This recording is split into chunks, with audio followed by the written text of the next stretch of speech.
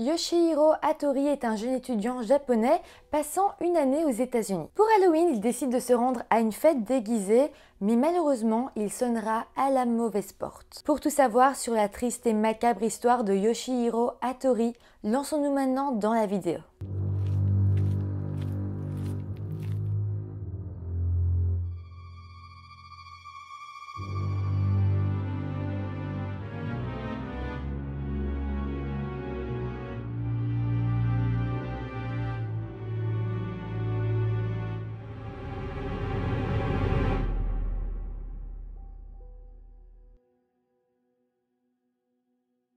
Hello tout le monde, j'espère que vous allez bien. Nous sommes aujourd'hui Halloween et je suis très heureuse de vous sortir cet épisode spécial. Aujourd'hui, je vais vous parler d'une histoire évidemment américaine parce que quand on parle d'Halloween, on parle surtout des États-Unis.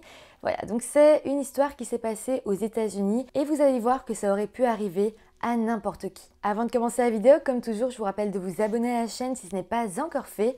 Et maintenant, lançons-nous dans cette histoire macabre. Yoshihiro Hattori, qu'on appelle aussi Yoshi, est né le 22 novembre 1995 dans la ville de Nagoya au Japon. Il est le deuxième d'une fratrie de 3 enfants. Son père s'appelle Masashi Hattori et est ingénieur et sa maman s'appelle Mieko Hattori. En 1992, à l'âge de 16 ans, Yoshihiro a intégré le programme d'échange d'étudiants de l'American Feed Service et devait donc se rendre aux États-Unis pour l'année scolaire 1992-1993. Il avait également reçu une bourse d'études de la fondation Morita pour l'aider à financer son voyage. Il faut savoir qu'au début, Yoshihiro n'était pas vraiment emballé à l'idée d'aller aux États-Unis. C'est vraiment quand il a réussi les tests pour son admission dans le programme qu'il voulait plus que tout qu'il a été très heureux d'y aller. Il avait en fait dû écrire une lettre de motivation pour intégrer ce programme en question. Et en voici un extrait. Où que j'aille, j'aimerais pouvoir faire de ce pays une deuxième patrie. Je peux faire de la cuisine japonaise comme une escalope de tempura pour les familles d'accueil et introduire le mode de vie des Japonais. C'est comme ça qu'au mois d'août 1992, il s'est rendu dans la ville de Baton Rouge en Louisiane aux États-Unis. Il a alors été reçu par sa famille d'accueil, Richard et Holly Haymaker, un couple ayant une assez bonne situation car ils étaient respectivement professeurs à l'université et médecins. De plus, Yoshi avait aussi un frère d'accueil qui avait le même âge que lui et qui s'appelait Webb. Le couple de la famille d'accueil avait déjà accueilli des étudiants d'échange par le passé, mais c'est vrai que quand ils ont rencontré Yoshi, il y a vraiment eu un coup de foudre entre trois. Et d'ailleurs, dans les semaines qui ont suivi, tout ça s'est confirmé, ils sont vraiment bien entendus, et d'ailleurs le couple a dit plus tard. Yoshi était très exubérant, un extraverti total. Les enfants du lycée McKinley l'aimaient parce qu'il était un esprit tellement libre. C'était un gars vraiment extraordinaire. Il était la vie. Il se déplaçait dans l'espace comme un danseur. Au lycée McKinley, Yoshi s'est inscrit dans un cours de danse jazz. Ça a surpris ses parents car c'était un grand fan de rugby, mais malgré tout, il avait choisi ce cours à la place. Sa mère d'accueil lui avait alors trouvé un vélo, ce qui faisait qu'il pouvait se rendre assez facilement à ses cours de danse seul. D'ailleurs, c'est un élève extrêmement populaire à ses cours de danse jazz. En fait, en règle générale, Yoshi avait tendance à se faire des amis partout où il allait. D'ailleurs, il était aussi très ami avec Webb, son frère d'accueil, et ils allaient à beaucoup d'événements ensemble. Ce fut d'ailleurs le cas le 17 octobre 1992 lorsqu'ils devaient se rendre ensemble à une soirée déguisée pour Halloween. Ce soir-là, Dick et Holly, les parents d'accueil, s'étaient rendus au cinéma pour passer la soirée ensemble et Webb et Yoshi devaient partir tous les deux jusqu'à la soirée. Yoshi était habillé en John Travolta dans le film La fièvre du samedi soir. Webb, lui, était déguisé en victime d'un accident.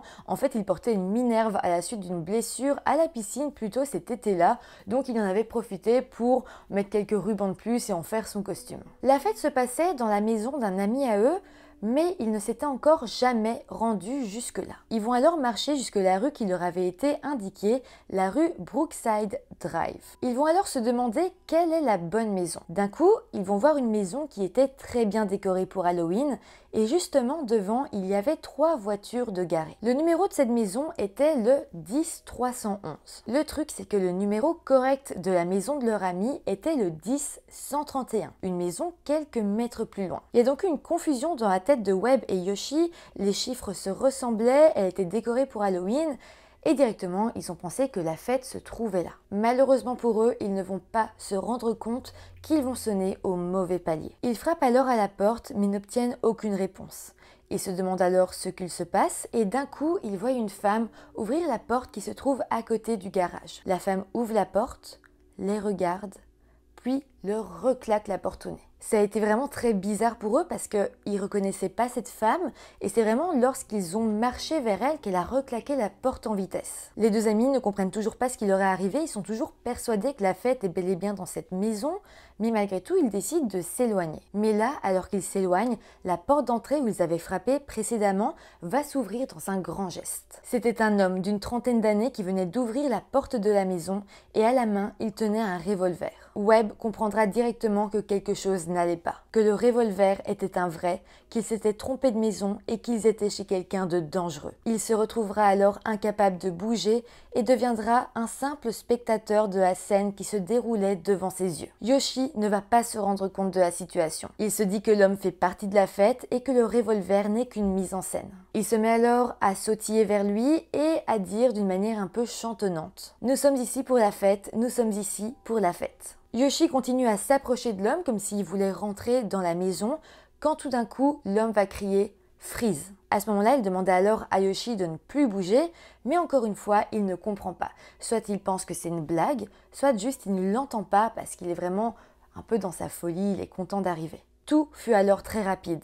L'homme va orienter son fusil vers Yoshi et tirera dans sa poitrine, puis refermera la porte. Au même moment, les parents d'accueil de Yoshi quittaient le cinéma. Ce qui est dingue, c'est que ce soir-là, Holly se rappelle avoir dit à son mari « C'est super que ce pays ne soit plus aussi violent que ça ». Mais quelques minutes plus tard, elle recevait un appel de la police. L'officier lui dira que Webb allait bien, mais que Yoshi avait reçu une balle dans la poitrine. Holly va alors énormément s'inquiéter et elle va dire à l'officier « Nous allons droit à l'hôpital et on se rencontre là-bas et on va voir comment va Yoshi ». Sauf qu'à ce moment-là, l'officier dira que ce n'est pas nécessaire et Holly comprendra que Yoshi était déjà mort. Dick et Holly vont alors se précipiter vers le poste de police où ils vont retrouver leur fils, Webb, qui est assis et qui ne sait pas du tout ce qu'il s'est passé après que Yoshi soit parti en ambulance. Ce sont ses parents qui ont alors dû lui annoncer la nouvelle. Les policiers expliqueront que la balle avait percé les lobes du poumon gauche de Yoshi. Elle était ensuite ressortie par la 7e côte. Il était ensuite mort dans l'ambulance quelques minutes plus tard d'une perte de sang. Très vite, ils ont tous pensé aux parents de Yoshi, à qui on allait annoncer la nouvelle. C'est un employé du programme d'échange américain qui a alors appelé la maman de Yoshi pour lui annoncer ce qu'il s'était passé. Quand elle a appris la mort de son fils, sa maman s'est alors retirée dans la chambre d'enfant de Yoshi et a pleuré pendant des heures. Finalement, la famille d'accueil a fini par appeler la famille de Yoshi et les premiers mots que sa maman lui dit, c'était « Comment va Webb ?» C'est dingue parce qu'elle venait de perdre son fils et ce qu'elle disait à la famille d'accueil, c'est « Comment va Webb ? Comment va votre fils ?» Et à ce moment-là, la famille d'accueil va être extrêmement touchée et ils vont se dire « Mais qu'est-ce qu'on peut faire pour elle ? Qu'est-ce qu'on peut faire ?» Ils se sentaient tellement impuissants et c'est là qu'ils se sont promis de veiller à ce qu'il y ait une justice et de veiller à ce qu'il y ait un vrai hommage pour leur fils. Rapidement, la mort de Yoshi est devenue une nouvelle mondiale. Ça a choqué tout le Japon, un pays où d'ailleurs les armes de poing sont interdites. Les parents de Yoshi ont profité de la médiatisation pour lancer quelques jours plus tard une campagne au Japon appelant à la fin de l'accès facile aux armes à feu. Au niveau de l'enquête, et cette enquête, ce côté judiciaire de l'affaire va être assez dingue. Je pense que vous n'êtes pas prêts du tout. On va donc facilement retrouver le coupable puisqu'on connaissait son adresse. L'homme s'appelait Rodney Pierce, il était boucher de supermarché, il avait 30 ans et s'était servi d'un revolver 44 mm Magnum. Au départ, la police de Bâton Rouge a simplement interrogé Rodney, puis a refusé de l'inculper de tout crime. Parce que selon eux, il était totalement dans son droit d'avoir utilisé une arme contre un intrus, contre une personne potentiellement dangereuse. Heureusement, le gouverneur de la Louisiane ainsi que le consul du Japon qui se trouvait en Nouvelle-Orléans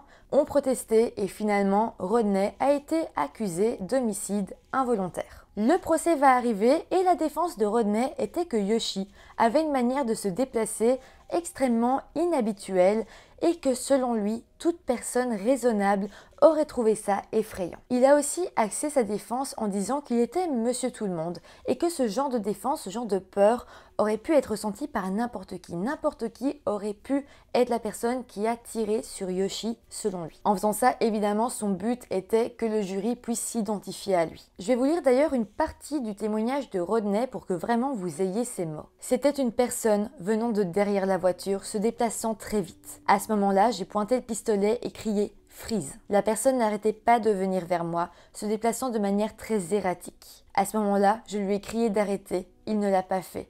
Il a continué d'avancer. Je me souviens qu'il riait. J'étais mort de peur. Cette personne n'allait pas s'arrêter, il allait me faire du mal. Il dira alors avoir tiré avec son fusil lorsque Yoshi se trouvait à 1,50 m de lui. Il rajoutera même qu'il était vraiment désolé pour ce qui était arrivé. Le procureur du district, Doug Morrow, a quand même expliqué au procès qu'il n'était pas raisonnable que Rodney, un homme armé d'1,88 m, ait si peur d'un homme poli, amical et non armé de 59 kg. De plus, il dira que ce n'était pas du tout justifié que pour une si petite menace, Rodney se soit servi d'une arme mortelle. Mais voilà, pour soutenir les propos de Rodney, sa femme, Bonnie Pierce, a aussi témoigné à la barre. C'est d'ailleurs elle qui a ouvert la porte du garage la première fois avant que son mari ouvre la porte à son tour. Elle dira alors au jury « Je n'avais jamais vu quelqu'un venir vers moi comme ça auparavant. J'étais terrifiée. Il n'y avait aucune réflexion impliquée.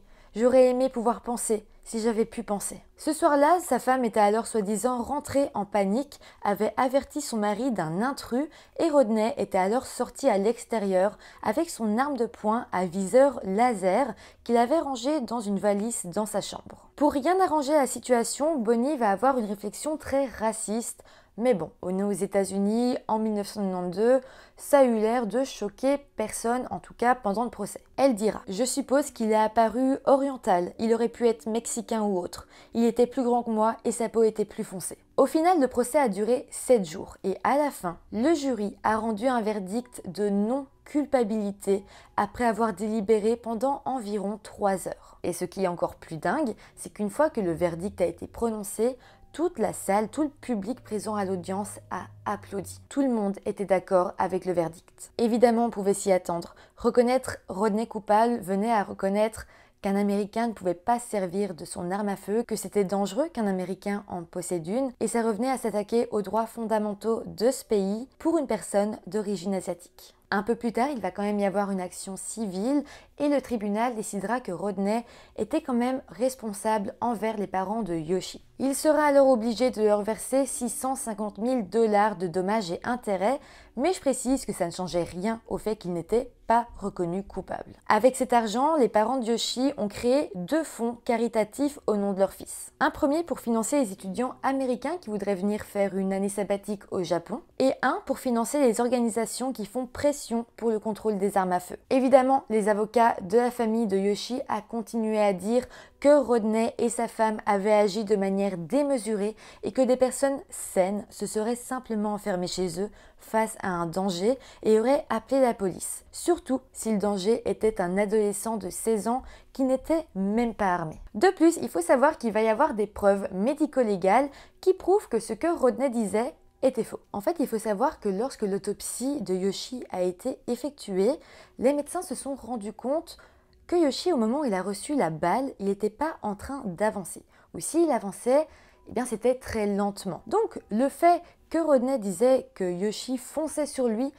et que donc il a pris le fusil pour se défendre, bah, ça marche pas. Il n'y a aucune preuve qui montre que Yoshi était en train de courir ou de marcher très rapidement lorsqu'il a reçu la balle. Mais bon, dans ce procès, cette preuve n'a pas vraiment joué, ou en tout cas on n'en a presque pas parlé. Après le procès, Rodney a déclaré qu'il n'aurait plus jamais d'armes en sa possession. Par contre, une source anonyme a déclaré en 2013 que Rodney, après tout ça, il avait perdu son emploi de boucher et en plus, il avait perdu sa maison. Après ça, il aurait alors vécu dans une sorte de parc avec plein de mobil-homes dans un mobil-home. Pour ce qui est des parents d'accueil de Yoshi, ils sont aussi devenus militants actifs pour la réforme de la loi sur les armes à feu aux États-Unis. En novembre 1993, les parents de Yoshi et ses parents d'accueil ont même rencontré le président Bill Clinton pour lui remettre une pétition signée par 1,7 million de citoyens japonais réclamant un contrôle plus strict des armes à feu. Le même mois, le Congrès a adopté la Brady Handgun Violence Prevention Act, rendant obligatoire la vérification des antécédents des acheteurs d'armes à feu